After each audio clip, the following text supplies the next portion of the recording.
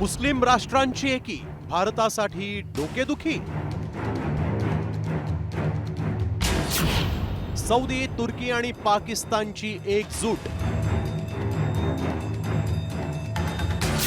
मुस्लिम देशांचा आता Islamic NATO. मध्य पूर्वेत सुरू असलेलं युद्ध आणि सुरक्षेच्या मुद्द्यावरून आता मुस्लिम देशांनी एकत्र येण्याच्या हालचाली सुरू केल्या आहेत. युरोप आणि अमेरिकेच्या नाटोच्या धर्तीवर इस्लामिक नाटो स्थापन करण्यात आलंय आणि याचं पहिलं पाऊल पाकिस्तान, सौदी अरेबिया आणि तुर्की या 3 देशांनी उचललं. या तिघांनी मक्का संयुक्त संरक्षण करार केलाय. या करारानुसार 3ही देशांपैकी कोणत्याही एका देशावर हल्ला झाला तर तो इतर दोघांवरील हल्ला मानला जाणार आहे. विशेष म्हणजे या 3 देशांच्या युतीमध्ये 3ही देशांनी आपापल्या जबाबदाऱ्याही वाटून घेतल्या आहेत. सौदी अरेबिया या करारानुसार आर्थिक भांडवल आणि मोठा निधी पुरवणार आहे.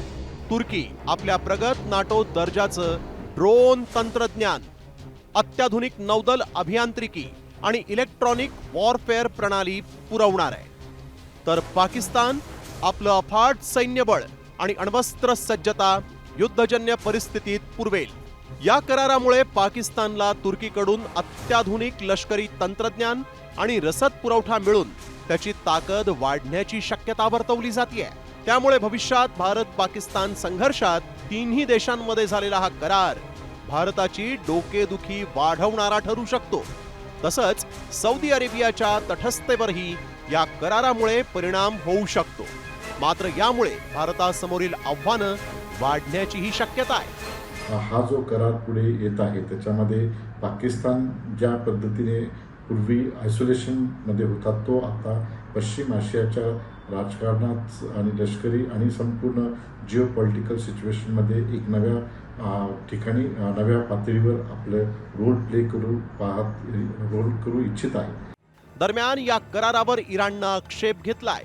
कागदी करारांमुळे सौदी अरेबियाला कोणतीही सुरक्षा मिळणार नाही अशी संतप्त प्रतिक्रिया इराणनं दिली आहे.